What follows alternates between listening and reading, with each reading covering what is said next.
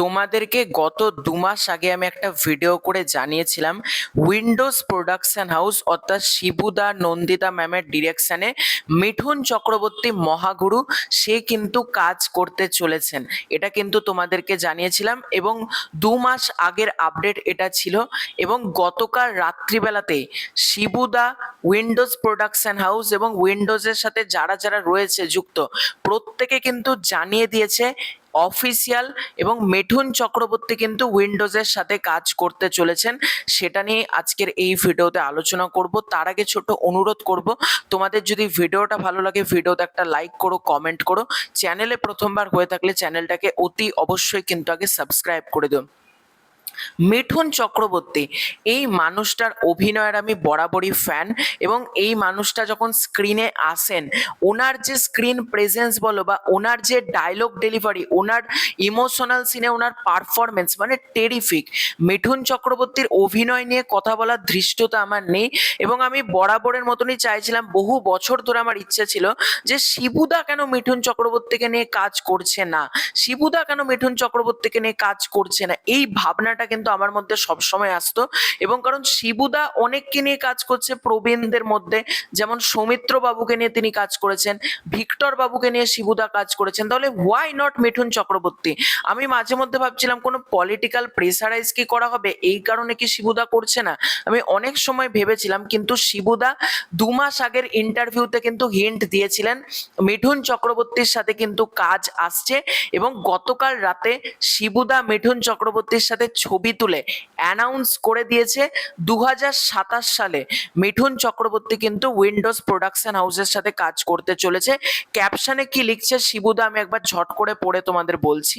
শিবুদা এখানে লিখছেন, হ্যাঁ ফাইনালি আমরা কাজ করছি একসাথে, আমি আর নন্দিতা দি সঙ্গে মিঠুন চক্রবর্তী।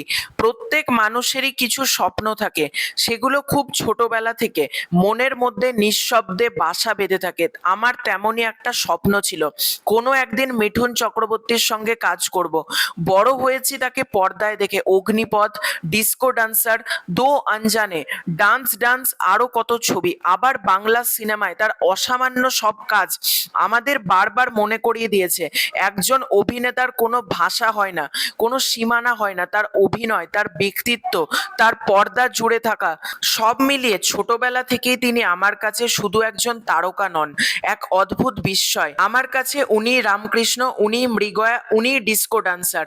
সময়ের সঙ্গে আমাদের পরিচয় হয়েছে, দুজনেই দুজনকে পেশাগতভাবেই চিনেছি, কথা হয়েছে, একসঙ্গে কাজ করার ইচ্ছেটাও ছিল বহুদিনের। কিন্তু কিছু কিছু অপেক্ষা বোধহয় ঠিক গল্পটার জন্যই থেকে যায়।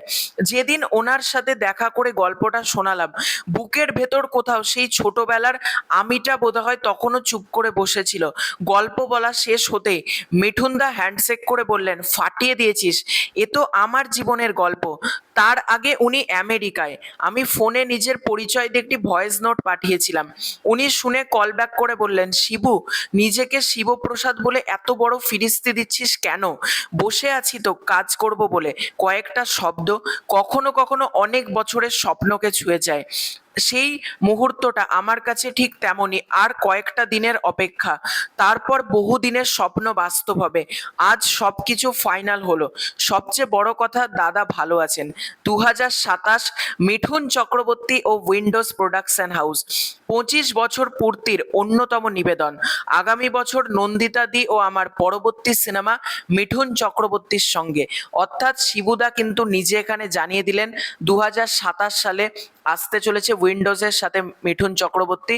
এবং শিবুদা এখানে মিঠুন চক্রবর্তীকে নিয়ে তার আবেগের কথা বললেন, সবকিছু কিন্তু শেয়ার করলেন এবং ভালো লাগছে দেখে। উইন্ডোজ কিন্তু আমার অত্যন্ত পছন্দের একটা ব্যানার এবং উইন্ডোজের ছবি দেখতে আমি বরাবরই খুব ভালোবাসি। দেখা যাক শিবুদা কিভাবে মিঠুন চক্রবর্তীকে প্রেজেন্ট করে এবং সিনেমাটা দেখার জন্য আমি এখন থেকেই মুখিয়ে রইলাম। মনে হচ্ছে কবে সিনেমাটা রিলিজ করে এটার অপেক্ষাতে আমি থাকলাম। তো এটাই ছিল আজকের ভিডিও। খুব শীঘ্রই দেখা হচ্ছে নতুন কোনো ভিডিওতে। চ্যানেলে প্রথমবার হয়ে থাকলে সাবস্ক্রাইব করে দাও। Bye bye.